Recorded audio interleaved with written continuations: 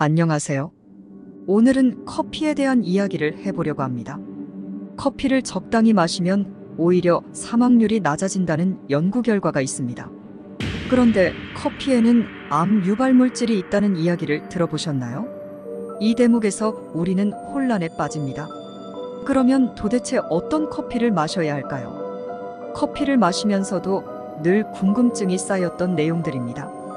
그래서 분석학을 전공하신 이계호 교수님의 의견을 정리해봤습니다.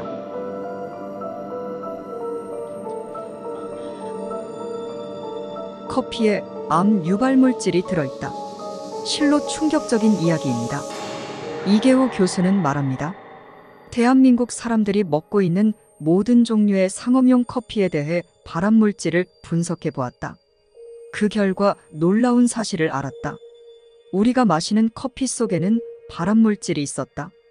원래 커피 원두에는 발암 물질이 없다. 하지만 로스팅 방법에 따라 발암 물질 발생량이 달라진다.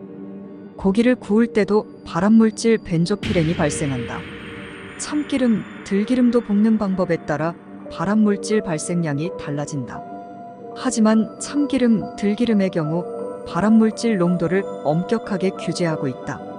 그런데 커피의 발암 물질에 관한 규제는 현재까지 없는 실정이다. 대한민국의 커피 산업 규모는 11조에 달한다. 현대 생활에서 커피는 담배와 같은 기호식품이 아닌 식품이다. 먹는 양이 점점 많아지고 연령은 내려가는 추세다.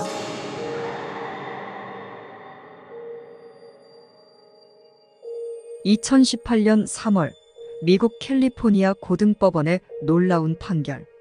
미국 법원의 판결은 이렇다.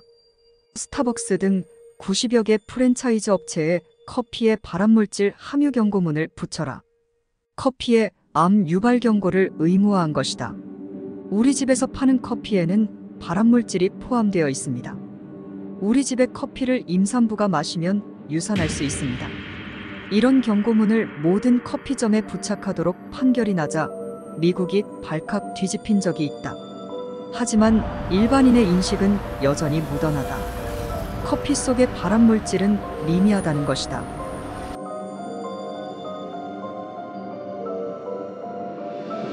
우리나라는 그로부터 2년여 뒤인 2020년 10월 15일 식품의약품안전처는 커피 속 발암 물질 권장 규격을 설정하게 된다.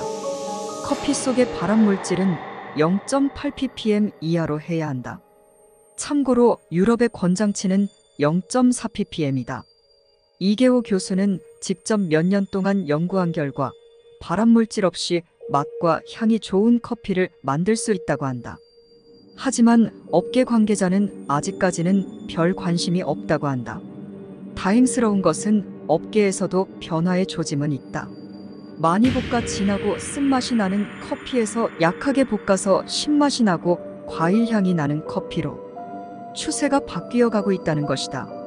문제는 원두를 많이 볶아도 적게 볶아도 발암물질이 나온다는 것이다.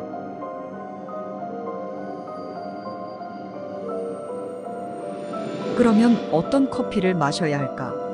40만 명을 13년간 추적 조사 결과는 나쁘지 않다. 커피를 하루 4잔에서 5잔을 마시던 그룹에서 총 사망률이 가장 낮았던 것이다.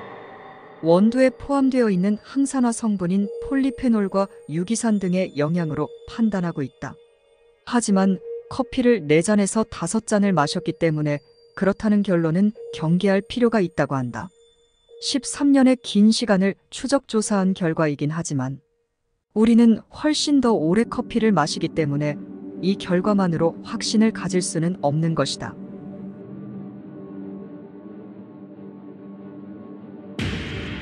약 배전 커피는 괜찮다는 것이 일반적인 결론이다.